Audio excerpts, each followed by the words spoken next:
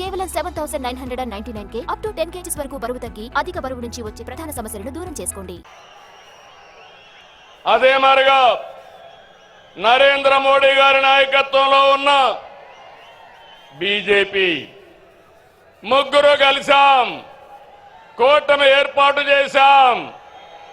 తమ్ముళ్ళు, అది చేస్తే దాని ప్రభావం అంతా ఇంత కాదని మరొకసారి విజ్ఞప్తి చేస్తున్నా.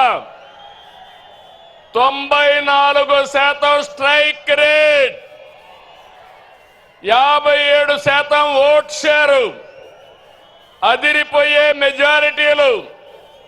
ఒకప్పుడు ఎన్నికల అసెంబ్లీ అంటే 10,000, 15,000 మెజారిటీ వచ్చేది. మొన్న ఎన్నికల్లో కొత్త వాళ్ళకి సీట్లు ఇచ్చిన 83 మందికి 30,000 మెజారిటీలు వచ్చాయి. 30 మందికి 50,000 మెజారిటీ వచ్చింది. 10 మందికి 70,000 వచ్చింది. ముగ్గురికి 90,000 పైన మెజారిటీ వచ్చిందంటే ఇక్కడే గాజువాక ఎమ్మెల్యే పల్లా శ్రీనివాస్ ఉన్నాడు. 94,000 మెజారిటీ, అత్యంత మెజారిటీ. అదే మరి భీమనిపట్నంలో గంటా శ్రీనివాసరావుకి అదే మెజారిటీ వచ్చింది. మంగళగిరిలో తెలుగుదేశం పార్టీ యువగళం నాయకుడు నారా లోకేష్కి 92,000 మెజారిటీ వచ్చింది. వైనాట్లు గొడ్డలి పోట్లు అనేది మన రాజకీయం కానే కాదు.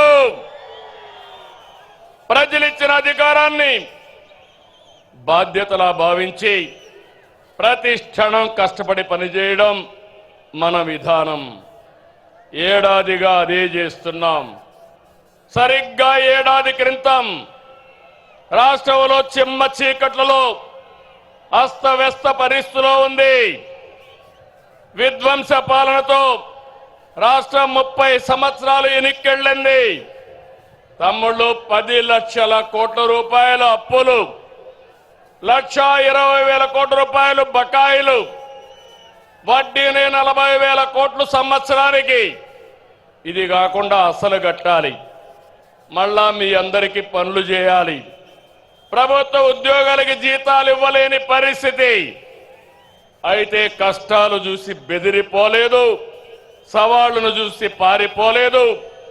అనుభవంతో ఆలోచించాను. తమ్ముళ్ళు, క్లేమోర్ మైన్స్ కే భయపడని నేను సమస్యలకు భయపడతానా అని మీ అందరికీ విజ్ఞప్తి చేస్తున్నా. ఆ మనోధైర్యంతోనే ముందుకు పోయాం. ఇటుక ఇటుక పేర్చుతూ విధ్వంసమైన రాష్ట్రాన్ని పునర్నిర్మాణం వైపు ముందుకు పోతున్నాం.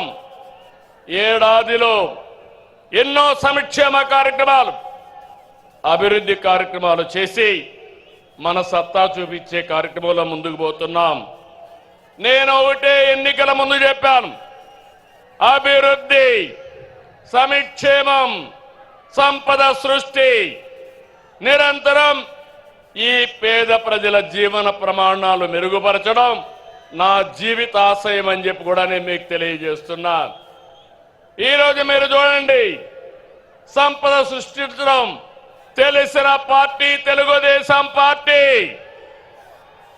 సంక్షేమ కార్యక్రమాలకు నాంది పలికిన నాయకుడు, ఆరాధ్యుడు నందమూరి తారక రామారావు గారు అని చెప్పి నేను మీకు తెలియజేస్తున్నా.